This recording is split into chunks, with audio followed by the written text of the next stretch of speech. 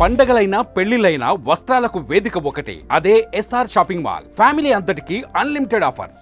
Welcome to Suman TV. నేను మీ సుబ్రహ్మణ్యం. కూటమి ప్రభుత్వం ఆంధ్రప్రదేశ్లో వచ్చినప్పటి నుంచి పెట్టుబడులు వరద సాగుతూ ఉంది. ఈ గత 6 నెలల్లో ప్రత్యేకించి నెల్లూరుకి సంబంధించి బీపీసీఎల్ 65 నుంచి 80 వేల కోట్ల ప్రాజెక్టు తీసుకొచ్చి పెట్టడం జరిగింది. నిన్ననే ఒక 2 రోజుల క్రితం దానికి అఫీషియల్ అనౌన్స్మెంట్ రావడం కూడా జరిగింది.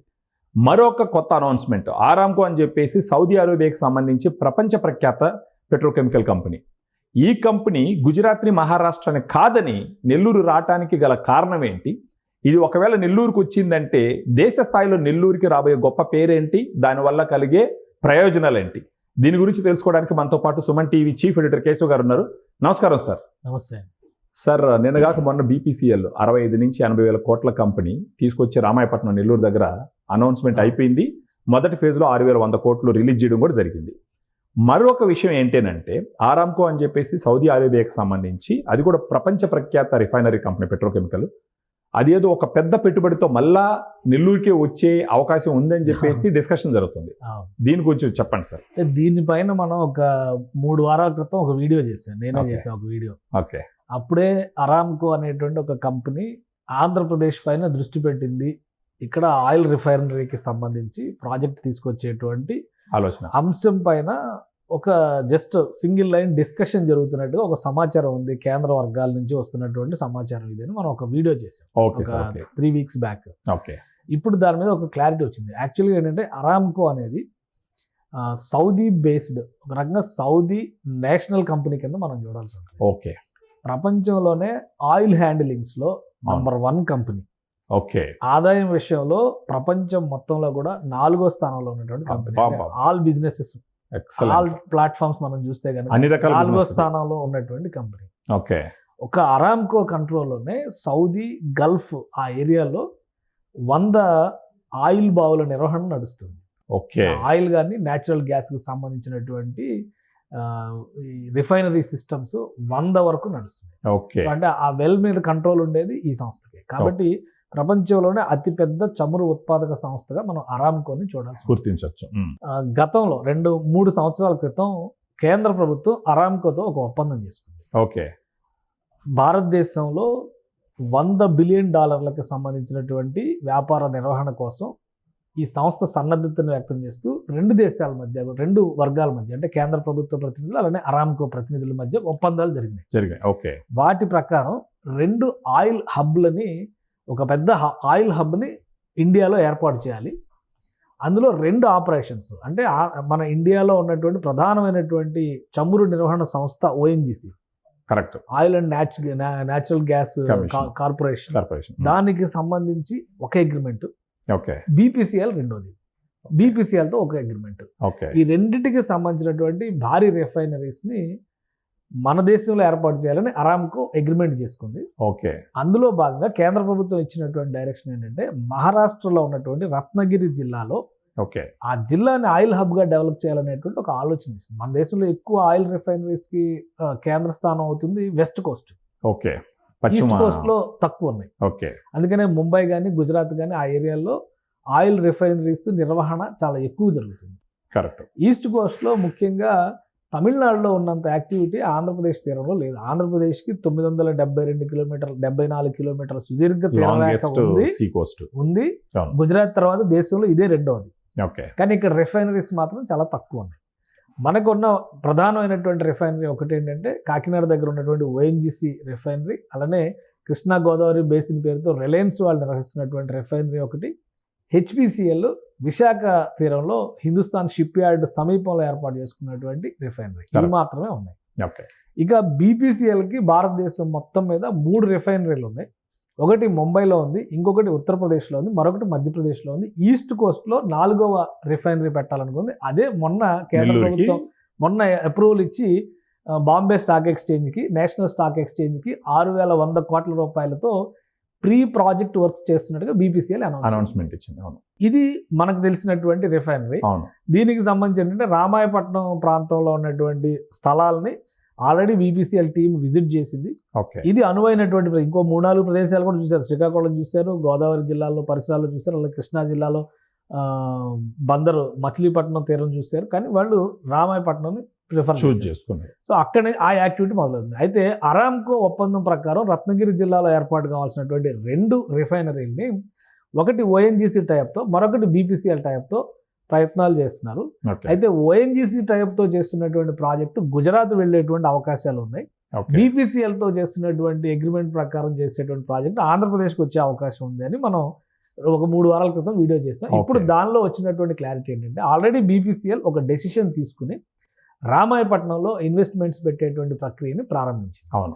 సో ఈ నేపథ్యంలో అరామ్కో ప్రాజెక్టును కూడా రామాయపట్నం సమీపంలోనే ఏర్పాటు చేస్తే 2 రిఫైనరీలు ప్లస్ పెట్రోకెమికల్ కాంప్లెక్స్లు, ఈ 2 కూడా ఒకే దగ్గర ఉంటే ఆపరేషన్స్ వైజ్గా బీపీసీఎల్ సులువు అవుతుంది అనేటువంటి ఒక ప్రతిపాదనని చేసినట్టుగా సమాచారం ఉంది.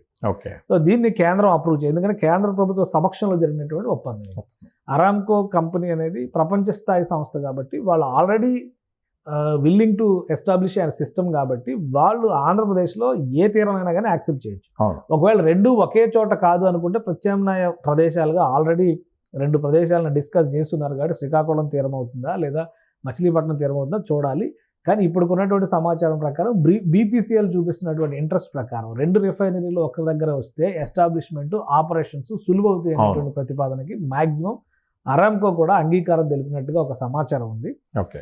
అలానే కేంద్ర ప్రభుత్వం నుంచి కనుక గ్రీన్ సిగ్నల్ వస్తే దాదాపు 1,00,000 కోట్ల రూపాయల పెట్టుబడులకు సంబంధించినటువంటి ఒక పెద్ద ప్రాజెక్టు నెల్లూరు తీరంలో మరొకటి వచ్చినట్టుగా మనం చూడాల్సి ఉంటుంది. ఓకే. సో అరామ్కోకు ఉన్నటువంటి విశాలమైనటువంటి ప్రయోజనాలు, ముఖ్యంగా వాళ్ళు ఆలోచిస్తుంది తూర్పు తీరంతో బిజినెస్ ఒప్పందాలు, వ్యాపార లావాదేవీల్ని ప్రొజెక్ట్ చేస్తున్నారు కాబట్టి ఒకవేళ ఇక్కడ ఎస్టాబ్లిష్ అయితే ఇక్కడ నుంచి ఆగ్నేయ ఆసియా దేశాలకు సరఫరా సులువు అవుతుంది అనేటువంటి ఒక ఆలోచన ఉంది.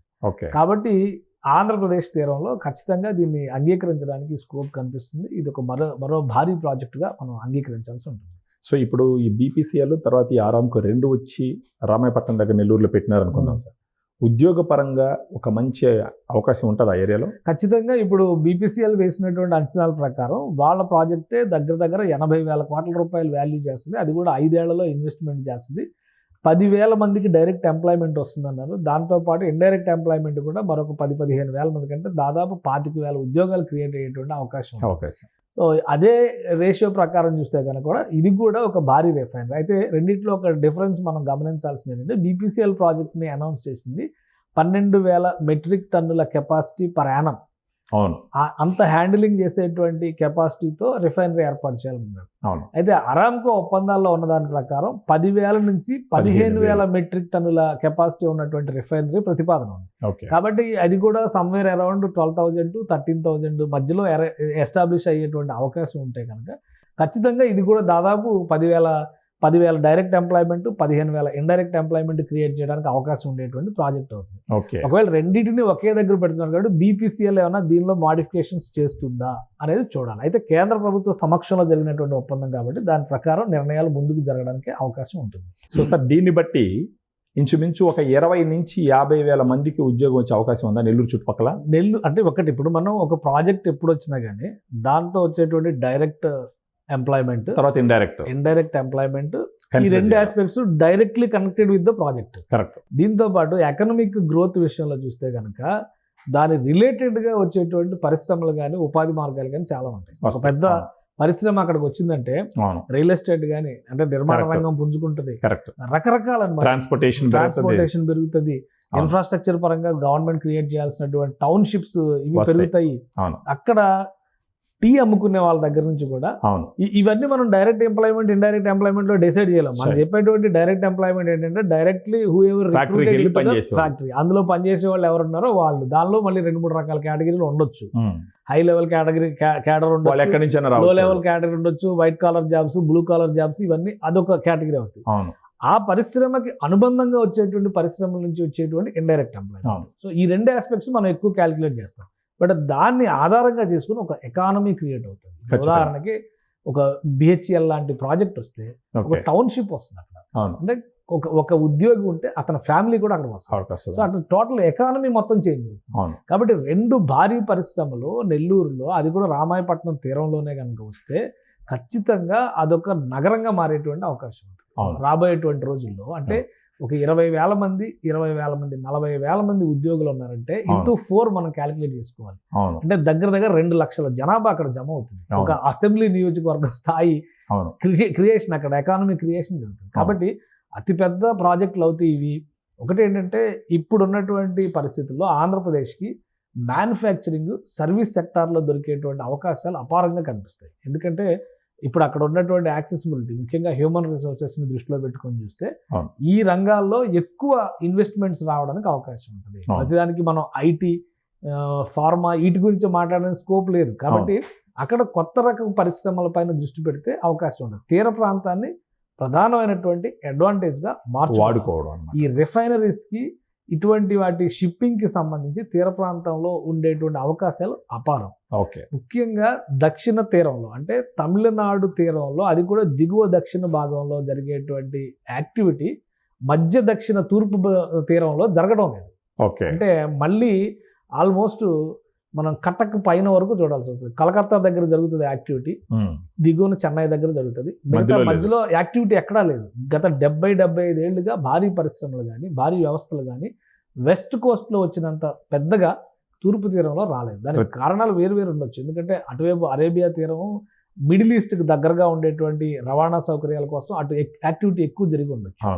ఇటు ఆగ్నేయ ఆసియా దేశాలతో పెద్ద సంబంధం. వాస్తవానికి ప్రధానమంత్రి పివి నరసింహారావు గారు వచ్చే వరకు, యాక్ట్ ఈస్ట్ అనేటువంటి పాలసీ తెచ్చే వరకు మనం అసలు ఆగ్నేయాసియా దేశాల వైపు చూసిన పరిస్థితే లేదు. ఎంతసేపు అమెరికా వైపు, గల్ఫ్ దేశాల వైపు, యూరప్ వైపే చూసాం.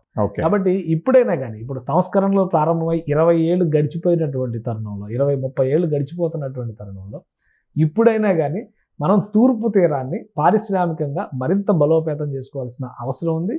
అందులో సుదీర్ఘమైన తీర ప్రాంతం ఉన్నటువంటి ఆంధ్రప్రదేశ్కి విశాలమైనటువంటి భూమిక ఉంది. సో అందులో భాగంగానే ఈ ప్రాజెక్టులు రావడం అనేది ఖచ్చితంగా ఆంధ్రప్రదేశ్ ఆర్థిక స్వావలంబనకి కలిసి వచ్చేటువంటి అంశంగా మనం చూడొచ్చు. Thank you sir, thank you. So చూసినారు కదా, ప్రత్యేకించి నెల్లూరుకి ఈ ఆయిల్ రిఫైనరీకి సంబంధించి ప్రపంచ స్థాయి సంస్థ ఒకటి, మన ఇండియాలో గొప్ప పేరున్నట్టు BPCL ఒకటి, ఇవి రెండు రావడం వల్ల అక్కడ ఆర్థిక కార్యకలాపాలు పెరగడం వల్ల ప్రజలు ఎర్నింగ్ కెపాసిటీ పెరుగుతుంది, వాళ్ళ జీవన ప్రమాణాలు పెరుగుతాయి, ఎంతోమందికి ఉద్యోగాలు వస్తాయని చెప్పేసి కేశవ్ గారు వివరించడం జరిగింది. So thank you very much for watching. Keep watching. Suman టీవీలో మీ పర్సనల్ అండ్ బిజినెస్ ప్రమోషన్స్ కోసం కింది నెంబర్కి కాంటాక్ట్ చేయండి.